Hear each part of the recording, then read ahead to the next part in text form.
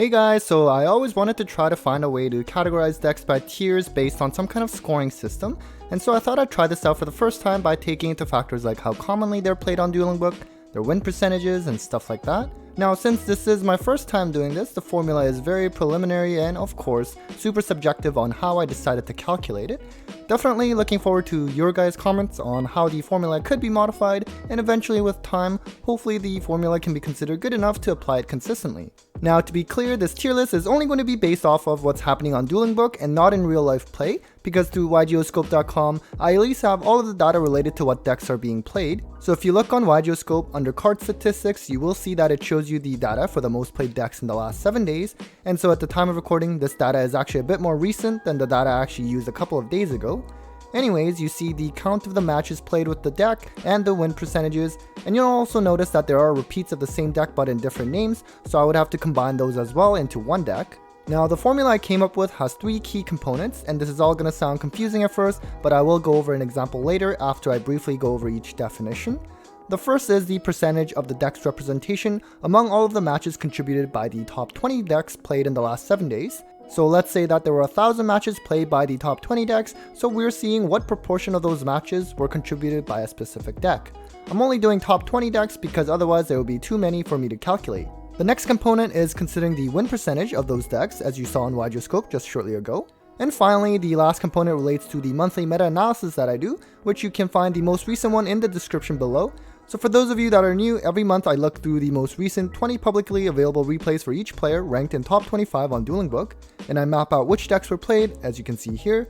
So for the decks that were piloted by our top 25 ranked players, as seen in my meta-analysis, I am going to consider that into my formula since after all, the tier list should be based on what decks are seeing competitive success. Now for the actual formula, and again, we'll do an example in just a short moment. So the first component, which was the percentage of matches contributed by the specific deck, I decided to reduce its impact on the score by 50% by multiplying by 0.5.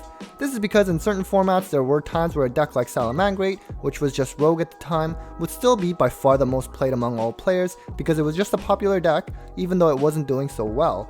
So I'm trying to reduce that type of impact, even though we're not seeing something like that in the current format. The second component was the win percentage with the deck.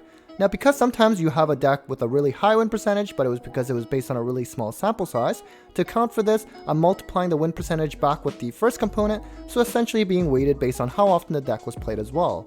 However, because I consider the win percentage to be more important than just being played more often, I'm giving it a 50% boost in the calculation by multiplying it by 1.5. Next, the third component is how much representation the deck saw among the top 25 ranked players as based on my meta-analysis. I consider this to be the most important aspect because if the top ranked players are running it, then the deck is clearly good and is competitively viable. So I'm also giving this section a 50% boost as well. Keep in mind that for some decks, the top 25 players would not have run it, so they would not gain any points from the third section. And lastly, to make the tier score a little more easier to read, I am multiplying the final amount by 100. So let's do a quick example with Sword Soul for this format, just so you guys can have a better understanding. Now, there were a total of 36,076 matches played by the top 20 most played decks in the last 7 days. Among that, 5,975 matches were contributed by Sword Soul, meaning that Sword Soul made up 16.6% of the matches among the top 20 decks, which is the first component of the formula. Among all players that ran Sword Soul during that period, they won 55.7% of their matches, so that's our second component. And lastly, you saw that from the pie chart from my meta-analysis that among the top 25 ranked players, Sword Soul was piloted in 15.4% of their matches. So you plug those 3 values into the formula as shown earlier, and you get a tier score of 45.2. So basically, just repeat that for every deck and start calculating their scores. Now, as to how to define which score falls in tier 1, 2, and so on, for now I'm basing it off of percentiles as you can see here. So for example, among the top 20 decks, the top 5th of them will be considered tier 1. Now it's obviously not perfect, and as I do these tier lists moving forward, I may eventually have enough data to know whether there is some kind of minimum score a deck would need to reach as well to be considered tier 1 for example. Also, I know some people like to have tier 3, 4, and so on. I personally always consider it as tier 1, 2, Rogue, and anything else, so I'm just going to go with that. Alright, so now let's finally move on to categorizing the decks into tiers based on their scores. At number 1, and a very close race, was Prank Kids. While it was not the most played among all players on Dueling Book, it did have a really insane 63% win percentage. Also, among the top 25 ranked players, this was actually the most played, so they got a lot of points for that. With the new Brave token engine, they are now able to bring out an Omni Negate to try to help their normal summon Prank Kid effect to go through, and it is a strong combo deck that can set up Battle Butler for the double Regeki on your opponent's turn. At a very close number 2 was Sword Soul, which was actually the most played deck among all players on Dueling Book in the last 7 days, and its win percentage was solid too. The deck saw a good amount of play among the top 25 players as well, giving the deck a high score. While it did lose Protos on the recent ban list, the deck is still very consistent and can bring out an Omni Negate, a Monster Negate, and multiple pops quite easily. Next at number 3 was Eldritch Variants, which also had a solid win percentage and definitely seeing play among the top ranked players as well.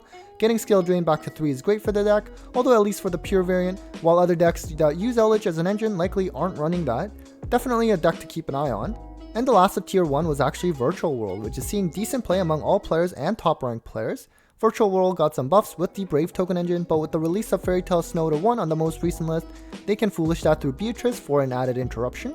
Now, a lot of people may not consider this as tier 1, and I'm totally fine with that, but again, since this is purely based off of Dueling Book, this may be a little different than tier lists based on IRL events. At the highest in tier 2 was actually Dragon Link, which saw some play among the top ranked players as well. It did get Distributor back, and Fairy Tail Snow can help as well, but best of all, Protos got banned, which meant Dragon Link could actually play again.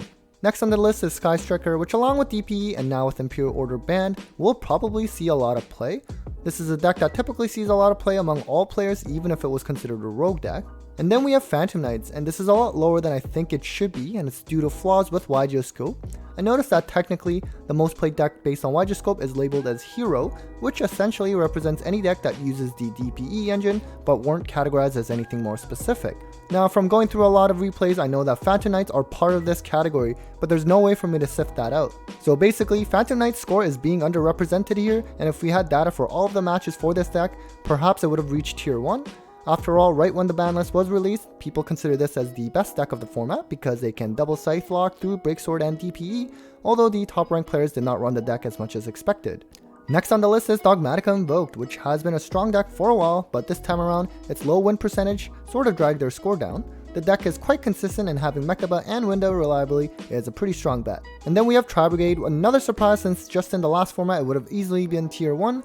I think even for this format it is worthy of tier 1, but surprisingly it just did not see a lot of play among all players and definitely not among the top 25 players. It did lose some key cards with the recent ban list, but perhaps we just need to give it more time for this deck to climb up the ranks. The last deck to round up tier 2 is Drytron, which despite the EVA ban on the last list, seems to be still pretty strong, and the top ranked players did run this deck as well. So now on to rogue decks. First we have At Ignisur, which surprisingly did have some representation among the top ranked players in my recent meta-analysis. Their main win condition is bringing out Arrival at Ignisur, which is unaffected by card effects and can range in 4000 to 6000 attack, and for some decks that's going to be impossible to out. Next we have Madolche, another deck that saw some play among the top ranked players. It's a deck that's got a balance of good monster effects and spells and traps, and can also OTK in a hurry. Next is Fluandereeze, which did not see any play among the top ranked players this time around, so they didn't get any points from that. It certainly is an annoying deck though, as it looks to stun you out of special summoning with the Wind Statue, and their boss Penguin also looks to prevent you from using effects of extra deck monsters. The Shifter is also a turn ender as well. We then have Dinos, which did see some play among the top ranked players, and while it's fallen off a lot since Misk went to 1, definitely is still a really strong rogue choice. Ultimate Conductor does not care about the Scythe Lock, and it's always nice to have a strong main deck boss monster without having to rely on your extra deck. Up next is fan favorite Salamangreat, which did not see play among the top ranked, but is typically one of the best rogue options for players, especially if they're starting out the game. The deck is budget friendly as well for the most part. The next one is DDD, which after the most recent set in Battle of Chaos, I believe they got DD Griffin, which seems to really help push that deck further. Known to be one of the most difficult decks to pilot, certainly the opposite of Salamangreat in terms of recommending it to a new player. Another familiar deck is Altergeist, a very trap-heavy strategy that typically sees play in competitive events time after time.